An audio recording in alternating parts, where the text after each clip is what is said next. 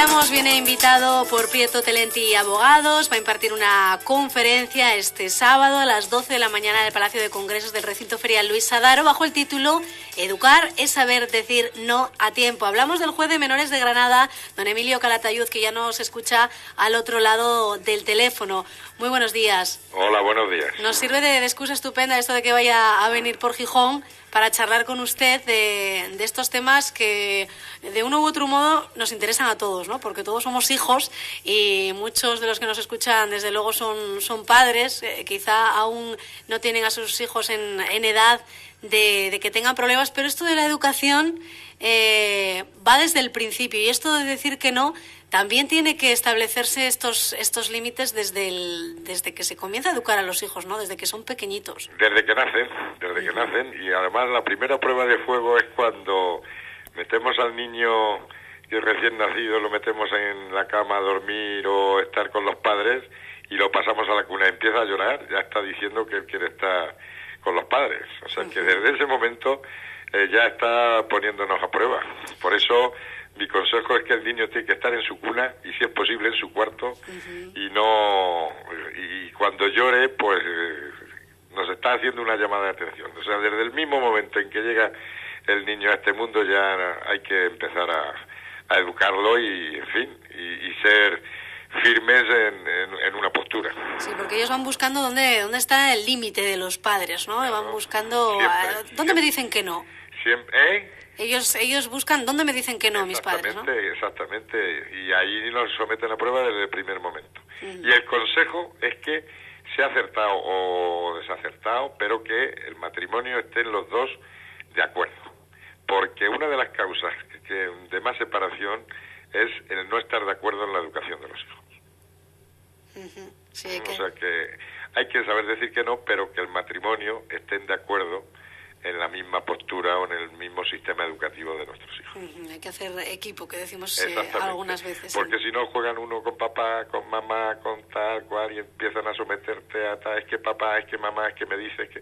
Por eso es fundamental que la pareja esté de acuerdo en la forma de educar. Bueno, hablamos con un juez de menores, que nadie se despiste, que parece ser que solo intervienen cuando hay problemas, ¿no?, de delincuencia o de, bueno, pues o problemas más graves, pero precisamente usted habla de estas cuestiones porque evitan la llegada después de estas conductas. Me gusta mucho eso que dice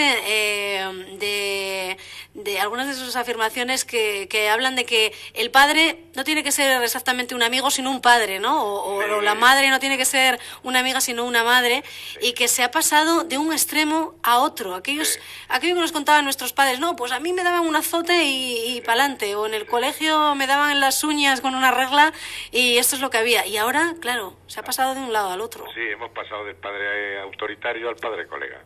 Y yo siempre digo eso, que yo no soy ni colega ni amigo de mis hijos. Yo soy su padre. Porque además, si yo me convierto en amigo de mis hijos se quedan huérfanos y no están. Yo soy su padre y punto. Y hemos pasado eso, al padre autoritario, al padre colega, al padre amigo. Y no, nosotros somos los padres de nuestros hijos. Y el ser padre, pues significa, padre y madre significa, pues tener una autoridad, cariño, respeto, y eso es así. No soy el amigo de mis hijos. Y aunque se sea con buen trato, padre, con mimo, pues también hay que ser un poco firme para que luego no derive. Hay que tener autoridad sobre los hijos, y los hijos deben obediencia y respeto, que no solamente obediencia y respeto moral, sino también legal, que es una cosa que no se transmite a los chavales, que es el famoso artículo 155 del Código Civil. Los hijos deben obedecer a sus padres mientras permanezcan bajo su potestad y respetarles siempre. Y eso no se da cuenta a los menores, pero son obligaciones morales y legales. Nos ha gustado preparar la entrevista porque hemos visto eso, que aparece en el Código Civil, y ahí es donde aparece también la obligación del hijo de contribuir con las cargas familiares, equitativamente con las cargas familiares. Y eso se refiere, pues cuando son pequeños los niños, pues a obedecer, a ir al colegio, a estudiar, en definitiva, echar una mano en la vida diaria de una familia. Y ese es el problema que muchas veces trasladamos a los menores, que se creen que solamente tienen derechos y que no tienen deberes. Y los menores, lo mismo que tienen derechos y hay que velar por la garantía de sus derechos, hay que exigirles sus obligaciones. Y las principales obligaciones es la de obedecer y respetar y echar una mano en casa, en todas las áreas de la vida de una familia. En otros países, por lo menos es lo que he oído comentar en alguna ocasión, incluso se establece que los hijos con cierta edad colaboren económicamente en casa. Claro, es que tienes la obligación de contribuir con las cargas familiares. Y si trabajas y vives en casa, es normal que ayude un poco a la familia. Y si no ingresa dinero, por lo menos que no pida. Claro. Y más ahora en estos tiempos que la familia o los hijos se quedan en casa hasta los 30 años. O los que se han ido vuelven. Entonces, hay que ayudar dentro de cada uno de sus posibilidades, pero desde chiquitillo hasta que abandona el domicilio. Y desde su experiencia, en su trayectoria profesional como juez de menores, ¿qué consecuencias observa usted sobre este tema de no poner límites desde hace años? ¿Cómo ha ido cambiando la juventud? Pues yo creo que, mira, un delito que antes no había y que se ha disparado y cada vez va más, y lo venimos diciendo, es el maltrato de hijos a los padres. Ese es un delito que va a más. Es un delito típico de clase media, media alta, y es un delito en el que se ha incorporado mucho la chica. Yo siempre digo que si en la delincuencia normal estamos en un 25% de niñas frente al 75% de chicos, en el delito de violencia familiar ya estamos en un 40-45% de niñas y un 55-60% de chicos. Es un delito típico de clase media, media alta, el maltrato físico y psíquico a los padres, que incluso a veces les cuesta casi el matrimonio, al borde de la separación. Y este es precisamente por eso, por la falta de autoridad, los vacíos legales que dejan a los padres un poco indecisos e indefensos, y el hablar a los chavales de derechos y no de deberes. Ese es un delito propio que se está disparando y que incluso los jueces, el año pasado, los jueces de menores de España, solicitamos al gobierno que vuelva a modificar el Código Civil porque se suprimió hace unos 3 o 4 años, se suprimió el párrafo del artículo 154 del Código Civil que decía que los padres podrían corregir razonable y moderadamente a los hijos. Al suprimirse eso, pues se hace un flaco favor a la autoridad de los padres. ¿Por qué se suprimió ese artículo? ¿Para dar más libertad a los chavales? Pues yo creo que sí. Yo es que creo que tenemos complejos de joven democracia y nos da miedo de hablar del principio de autoridad. Y hubo una corriente de que los padres, pues eso, la autoridad sobre los niños, pues no. Y entonces, claro, lo que ha motivado también que pasemos de un extremo al otro. Y entonces hemos pedido que se vuelva a incluir y modificar y que se vuelva a contemplar la posibilidad y corregir razonable y moderadamente a los hijos. Hemos llegado al absurdo en este país de que antes los padres pegaban muchísimo a los hijos y era una barbaridad, pero hemos pasado al extremo de que confundir un cachete con un maltrato. Y es que en este país no tenemos término medio. O tenemos al padre que no hace nada más que sacudir a los hijos, o tenemos a la situación ahora que no puedes decirle nada a tu hijo porque atentas contra sus derechos. No hay término medio. Y lo mismo que estamos hablando en casa pasa en las aulas. Exactamente lo mismo. En las aulas y en la sociedad. Y ahí se traslada fenómenos pues que están ahí, imágenes de televisión, programas de televisión, fenómenos como por ejemplo el botellón, el no poner límites, el no saber decir que no, tanto en la familia, en la escuela, como los que nos gobiernan, que les da miedo también decir que no por si son unos fachas, porque qué dirán, que si la... Y ahí está. Vamos a llevarlo a nuestro terreno, ya que lo mencionaba. Aquí, como en otras ciudades, se ha hablado mucho de este problema del botellón. Se ha intentado regular, sobre todo este verano, ya con medidas bastante tajantes, de vallar una plaza, le pongo un poco al día, en la que habitualmente se bebe sidra y en la que habitualmente se hacía botellón. ¿Cómo cree usted que deberían atajarse este tipo de problemas? Pues yo soy muy claro, yo estoy en contra del fenómeno del botellón. Estoy en contra. Yo esta norma de que se pueda beber alcohol en la vía pública, en aquellos sitios destinados al efecto por los ayuntamientos a los mayores de edad, yo creo que es una barbaridad, porque se entran menores.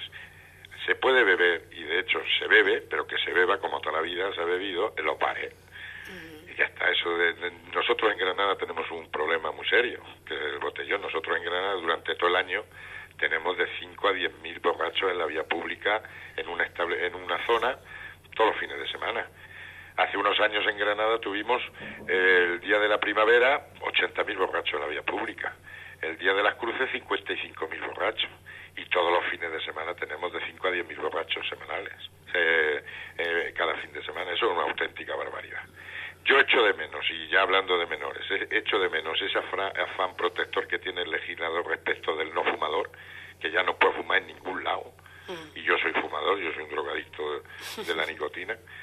Pues ese afán protector que se tiene el legislador con el no fumador, ¿por qué no se tiene con el alcohol en los menores?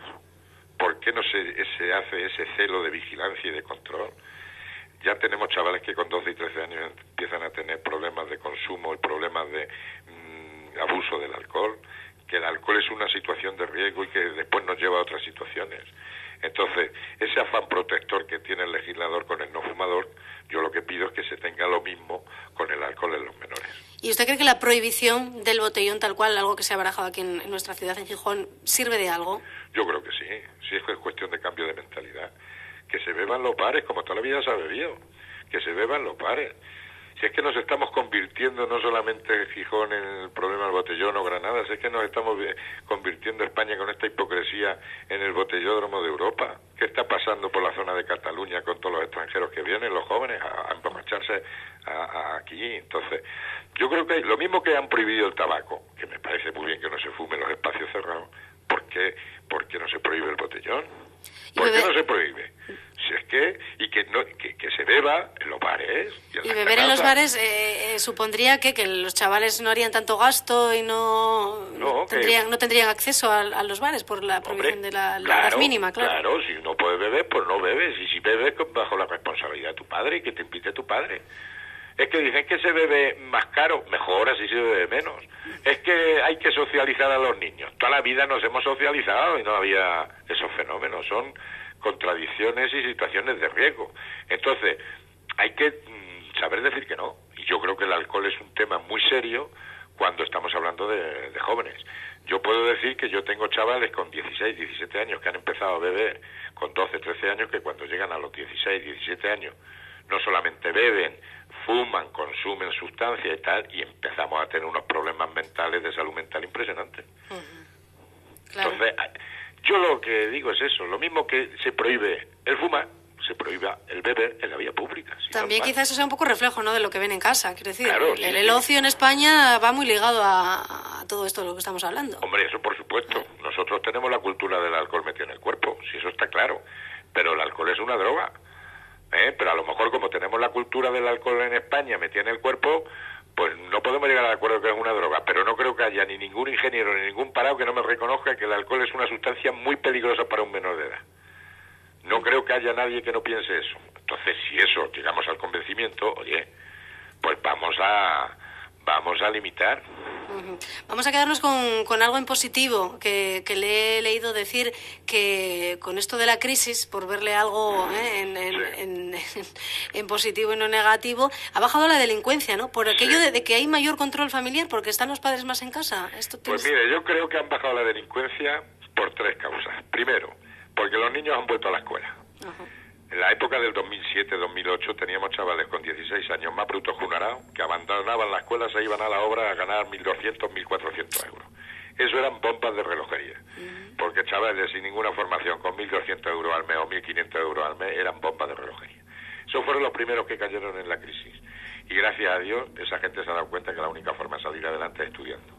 Los niños han vuelto a la escuela. Segundo, por la crisis, pues los padres están, no solamente los padres, la unidad familiar, los abuelos, el entorno familiar, está más en casa y controla más al menor. Eso, y al mismo se está recuperando un poco más eso de la solidaridad, del esfuerzo de decir que no, y eso eso ayuda a contribuir a bajar la delincuencia. Esos 2 factores son fundamentales. Y luego ya el tercero, como digo yo, ya es que ya no hay más que robar, si es que ya se lo han llevado todo. Entonces ya cada vez tenemos menos víctimas en la calle. Entonces ya por narices tiene que bajar la delincuencia. Mira, el otro día, siempre cuento la anécdota, porque el otro día detuvieron a un choricillo mío pegándole el tirón a una señora mayor, a una viejecilla, y le quitó el bolso.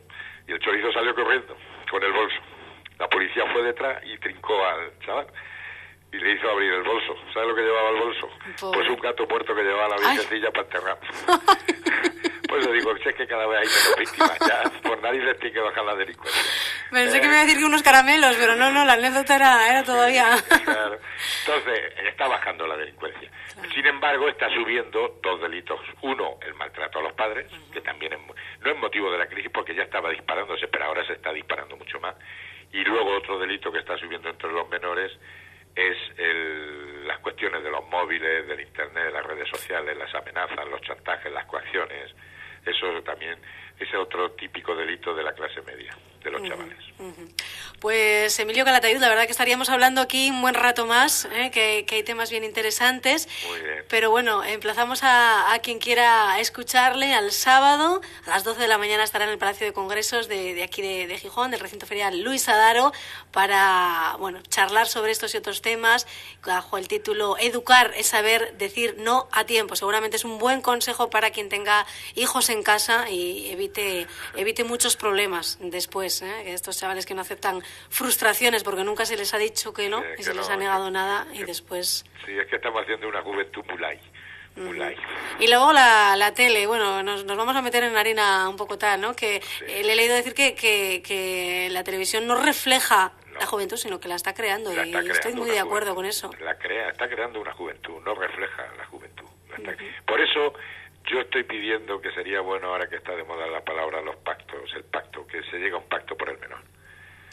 La manipulación que se hace sobre los menores es impresionante, y lo acabamos de ver ahora con lo que pasó antes de ayer con el resto de la cadena humana y de los catalanes, los niños saliendo con 13 años que son independentistas. Es una manipulación y una violación de los derechos del niño.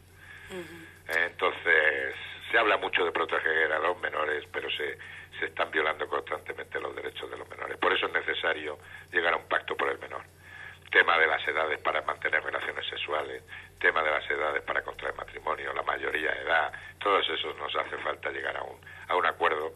Pero el problema de este país es que mientras los que nos dediquemos al mundo de los menores seamos los menores de todo, mal va. Como digo, yo soy el juez de menores y soy el menor de los jueces. El maestro es el menor de los catedráticos.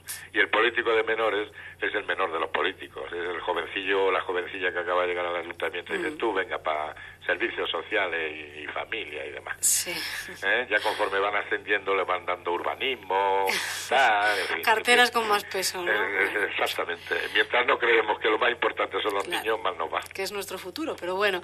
Pues don Emilio Calatayud, juez de menores de Granada, gracias por atendernos y que vaya bien su estancia en la ciudad. Muy bien, gracias. Hasta luego. Hasta luego. Chao.